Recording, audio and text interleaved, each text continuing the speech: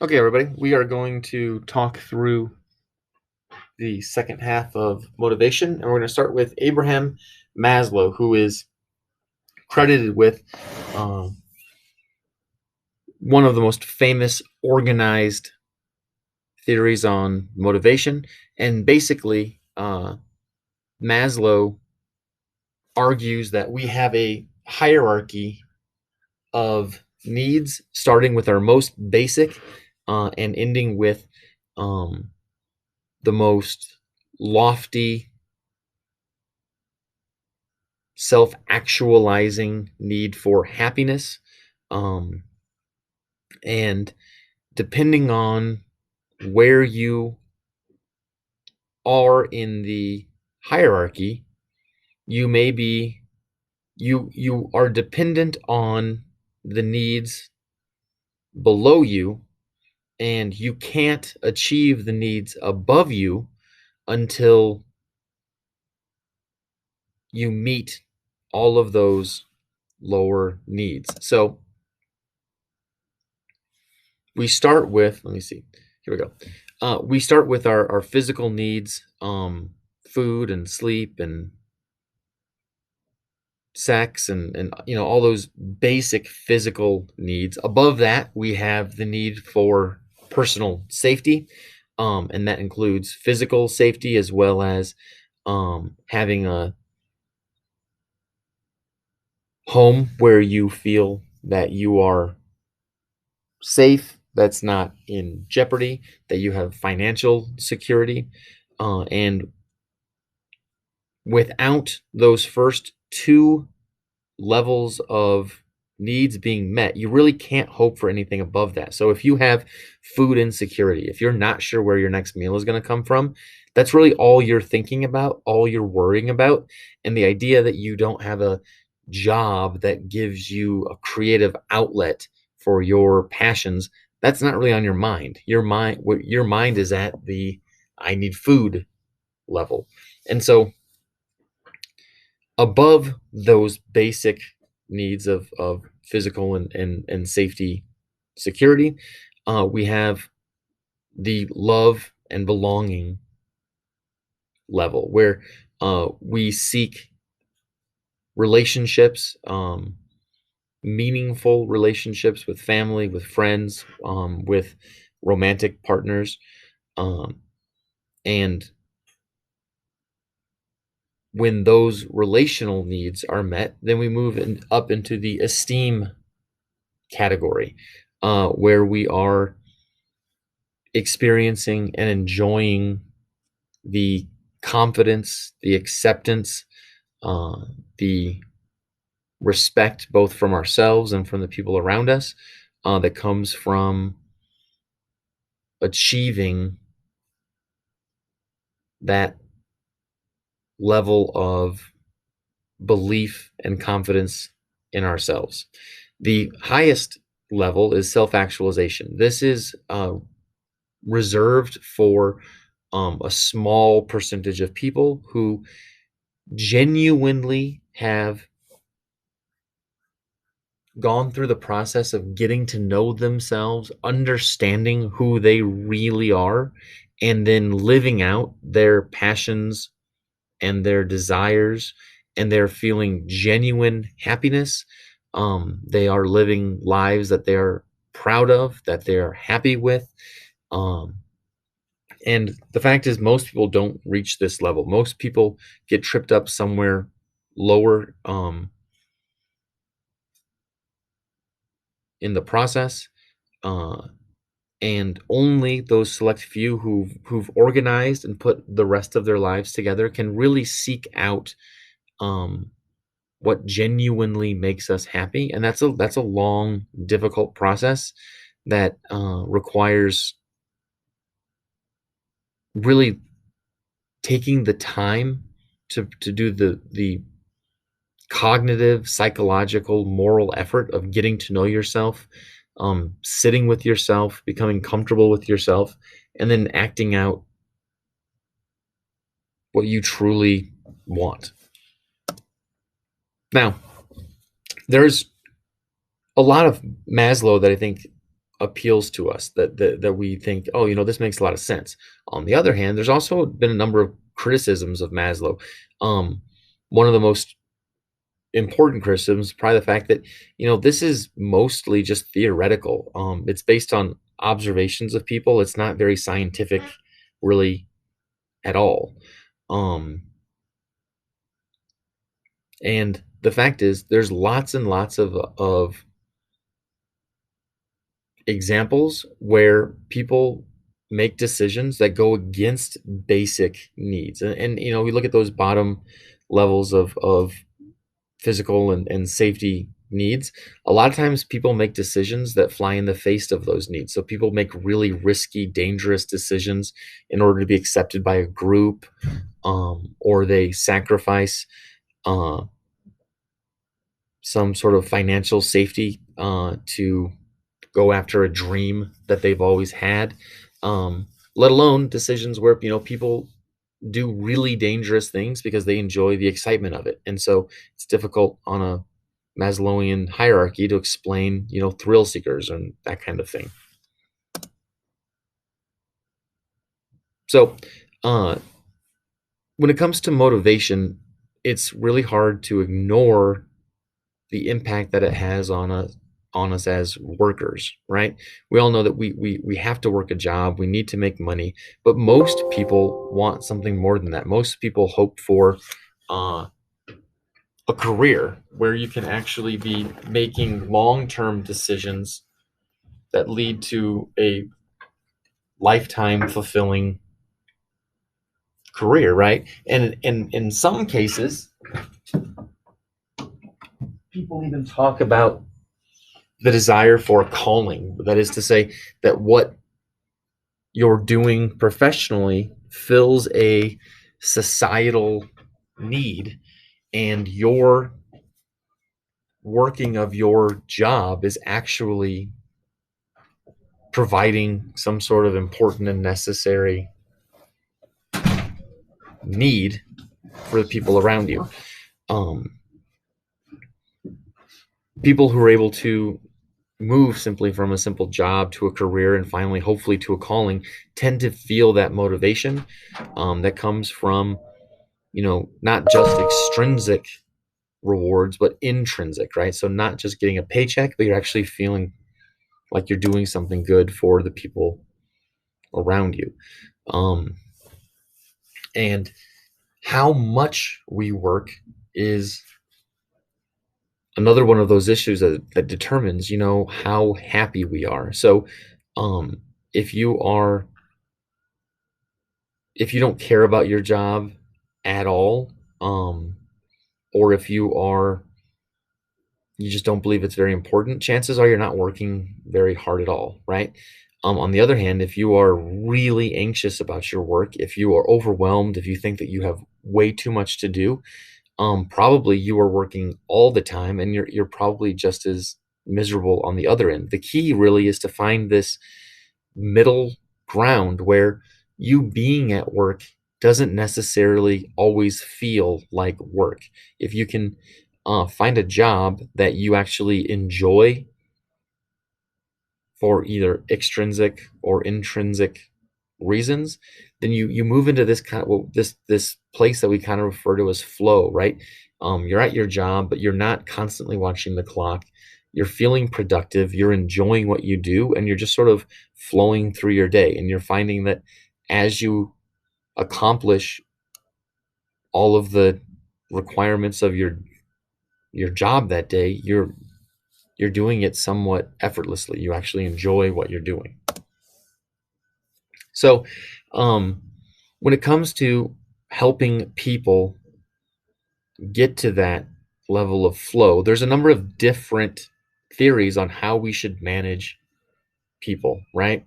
And so, uh, there's a number of different theories. We're gonna look at them quickly here. So first theory, Theory X, basically says that people are extrinsically motivated exclusively, that what gets people to work hard are those lower level Maslowian needs of safety and security, and safety and security come in the form of a paycheck. And so if a manager wants an employee to work hard, they simply need to promise greater financial reward or threaten the loss of that financial reward to keep them working. That's theory X, right? So theory Y says, no, people are more complex than that. If you want people to work hard, you actually need to help them discover internal, intrinsic motivation, not simply extrinsic. So you communicate with your employees, you let them know what you need from them, and then when they meet those requirements, you praise them and you let them know that they're valued, you let them know that they're important to you and that they're important to the company. And that gives them ownership of the company, that gives them reason to work hard because they see the connection between their work and the value of the company, and that creates that intrinsic motivation. Theory Z says, if you really want high-end, motivated workers, you need to find ways to help them self-actualize. They have to see their work as a step towards true happiness and true self-actualization. They have to see the value of the company. They have to see their value in the company, and they have to be able to recognize that what they're doing is making them better people. And if you can do that, then you get the highest level of motivation and the most productivity out of your employees. So Richard Ryan and Edward Deci argue that intrinsic motivation is what truly gets us to perform. And in our intrinsic motivation is really subject dependent. It depends on who we are and where we are. Each one of us has a desire for autonomy. We want to feel like we're in control of our own lives. We have a desire for competence. We want to know that we are good at what we do, that we can master the challenges that are being presented to us, and we want to feel like we are able to relate to the people around us. We want to feel that we are kind of sewn into the relational, social fabric of the people in our lives. And if we have those needs being met, we are going to be highly productive, highly motivated individuals. So if we want to motivate ourselves, there's really three things we can do. We have to have a really positive emotional connection to achievement. We have to feel like we have to understand that reaching our goals is going to make us feel really great. And if we know that, if we know there's a great emotional reward coming through achieving some goal, we're going to work towards it. Next, we have to understand that our effort determines our achievement. How hard we try will determine how high we can climb. If we don't believe that our effort gets rewarded, then we're not going to try hard. We have to understand that our effort in the long run will be rewarded and that it's worth trying. And then we have to raise expectations. If we, if all we're hoping for is to finish high school with passing grades that simply give us a diploma, then we're not going to try very hard. On the other hand, if our expectation is to finish high school with honors, then we're going to find ourselves committing a lot more to the process.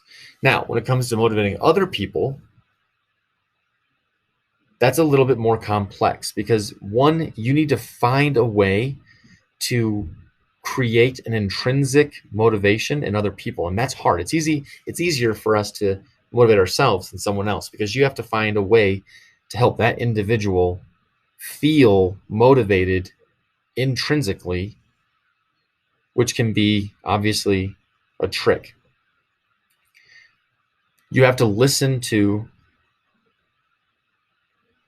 the people, the whoever you're trying to motivate. You have to actually listen and learn what their motives are, what motivates them. And then you have to create specific, achievable yet challenging goals that helps move them along the line. And depending on who you're working with, you have to create a leadership style that's going to work for that person. Maybe that person needs a real goal-oriented task leader where you set standards and you push them towards those goals. Maybe the people under you need more of a cheerleader, a coach who's going to build them up and make them feel good and keep them moving. You have to know your audience and what they really need. So you should have already talked about hunger already, but most people, when they're asked, where do they feel hungry, they say, I'm, my stomach, that's where I'm hungry. Well, no, that's where the sensation occurs, but hunger comes from the brain, specifically the hypothalamus. Okay? And so there's two parts to the hypothalamus. There's the lateral hypothalamus and there's the ventromedial hypothalamus. The lateral is responsible for making you feel hungry. And we know that because when that part of the hypothalamus gets destroyed, people lose the feeling of hunger. And we have examples of individuals who, no matter how long they go without food, with that lateral hypothalamus impaired, they don't ever feel the sensation of hunger. On the other hand, the ventromedial hypothalamus is responsible for making you feel full. And we know that because people who have that part of their hypothalamus destroyed never get that feeling of fullness, which would be so frustrating. People eat, we have examples of people who eat, 10 or 20,000 calories a day, and they're still starving. They're still hungry all the time. And that would be obviously enormously frustrating.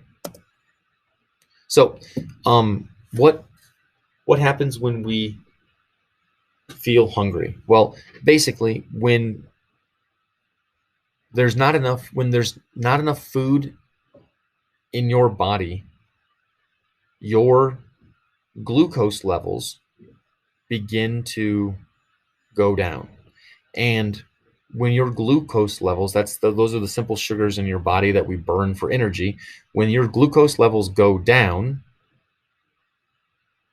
your orexin hormone goes up, and the ghrelin hormone also increases. Both of those hormones make you feel hungry. So you feel hungry, so you eat something. When you eat something, those glucose levels go back up again. Once they've gone up, you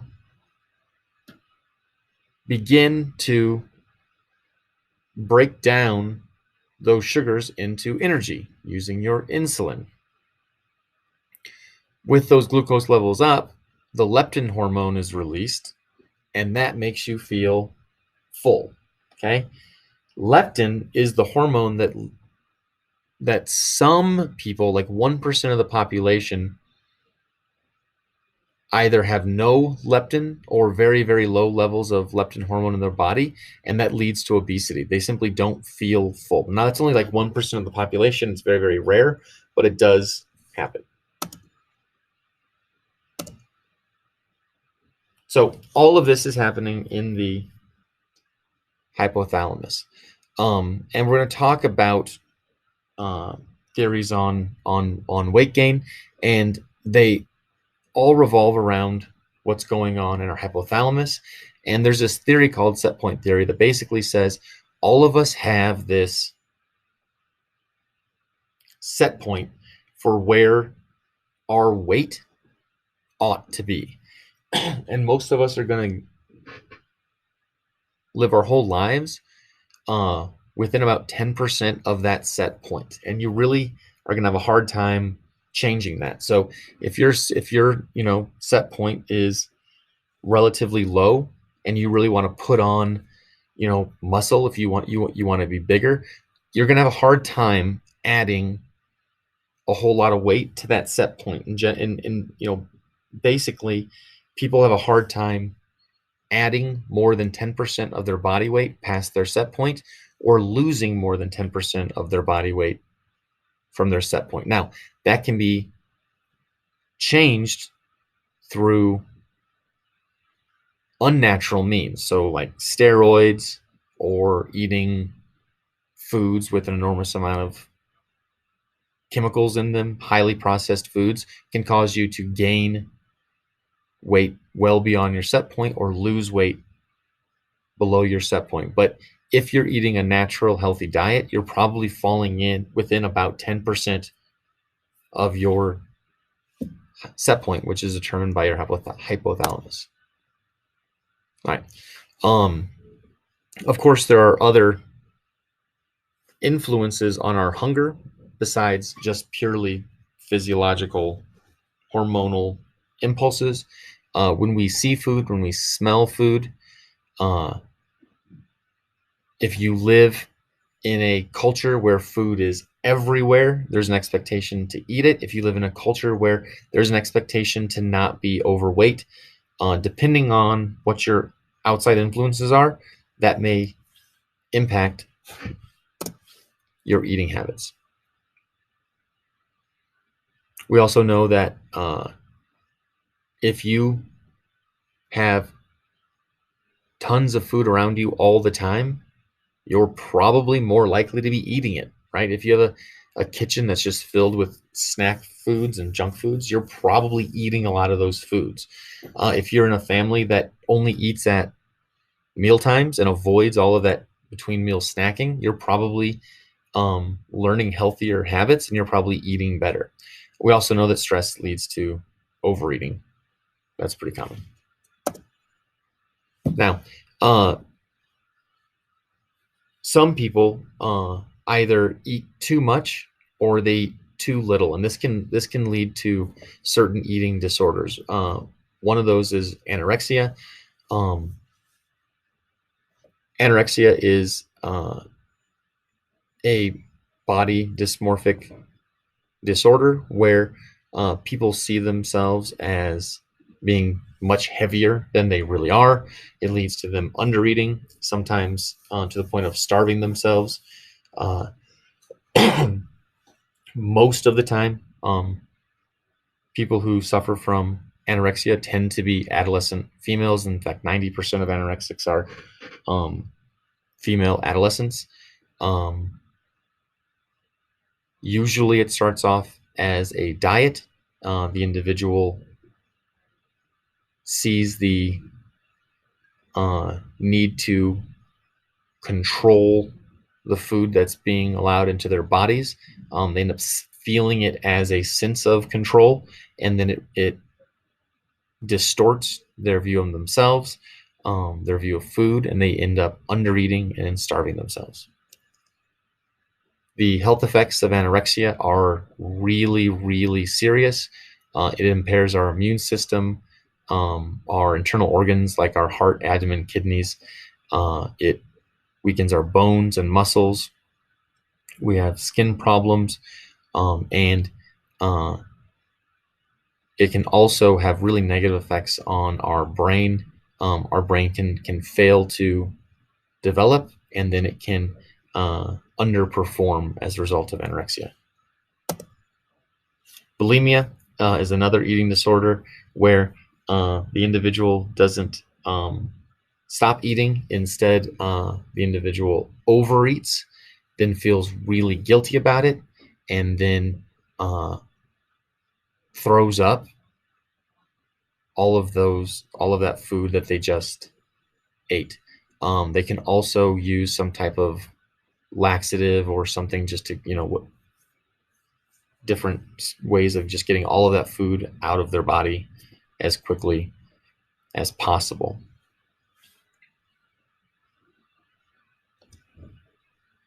There are some genetic links as the causes of eating disorders. There are also cultural pressures. We know that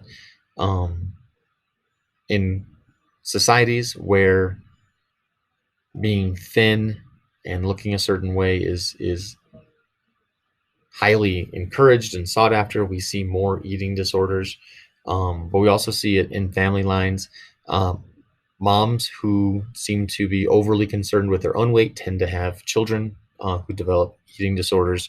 And so it's difficult to know if we have a real genetic link or if we just have learned behavior. Okay. Obesity, on the other hand, is overeating. Like I said, we have this set point theory that most people will fall within 10% of the set point determined by their hypothalamus. Now, that set point can be undermined through non-natural means. That is to say, the most obvious would be steroids in order to gain weight. But it's also important to understand that highly processed foods are so chocked full of chemicals and things that really aren't food that our body will hold on to them for much too long and cause us to gain weight that we really shouldn't be holding on to. So if your diet involves a lot of foods that are not raw foods, that is to say fruits and vegetables and meats, if you're buying fast food, if you're buying restaurant food, if you're buying pre-made meals from the stores, you're getting a huge amount of processed chemicals that are upsetting that set point and probably causing you to gain weight that your body doesn't want.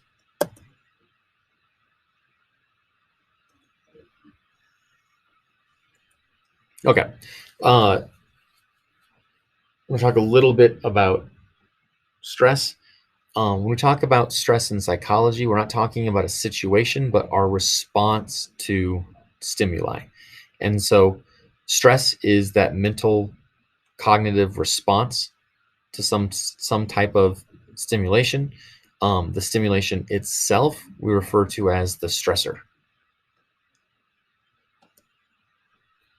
There's two main types of stress. There's acute stress, which is a short-term, intense stressor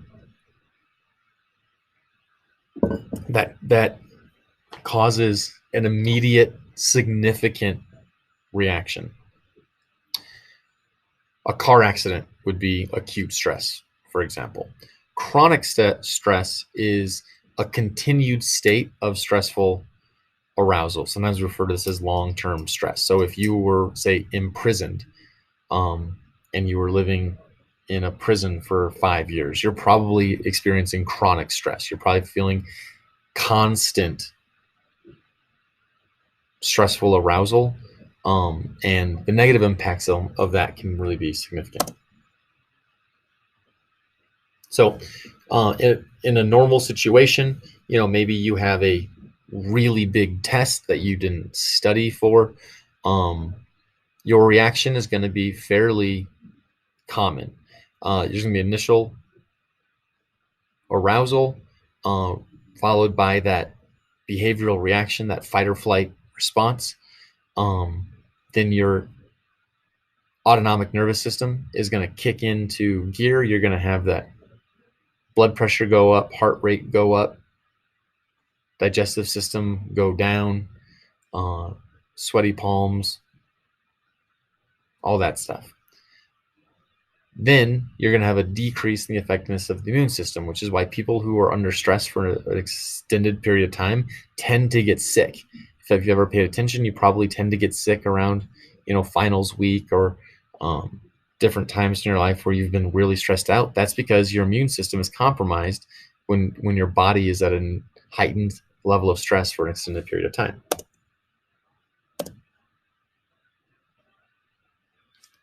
So traumatic stressors are events that are, beyond normal stressors. So, exams and job interviews and, those kinds of things are normal stressors. Traumatic stressors are things that happen that are out of the ordinary and they're profound. So like a school shooting or a natural disaster. These types of things are traumatic stressors, and they can cause enormous levels of stress, and they can really impair a person's physical and cognitive health. Normal reactions to traumatic stressors is psychic numbness, where you're confused, you don't know what to do, you're in shock. Automatic action is where you to a certain extent you lose awareness of the situation. Oftentimes people forget exactly what happened or what they did right after a traumatic event. Usually after a little bit of time, you have this coming together of the community known as communal effort, where people begin to work together to try to work themselves out of whatever natural disaster or event just occurred. Then there tends to be this letdown where there's a slow awareness that this problem isn't going away right away. We're beginning to really see that, I think, with the pandemic. The impact of just how big of a deal, how long-term of a problem we're facing results in this cognitive numbing of our ability to respond. And then eventually people experience recovery, where you adapt to the changes, you recognize that the world is different now, you accept it, and you begin to put your life back together. Okay. General adaptation syndrome is a pattern of general physical responses that take essentially the same form in responding to any serious chronic stressor. So GAS occurs in 3 stages. One, you have this AES, fight or flight alarm reaction, where your body jumps into gear to cope with the stressor. Then you experience this sustained period of resistance, where you're trying to adapt to and deal with the stressor that's now affecting you.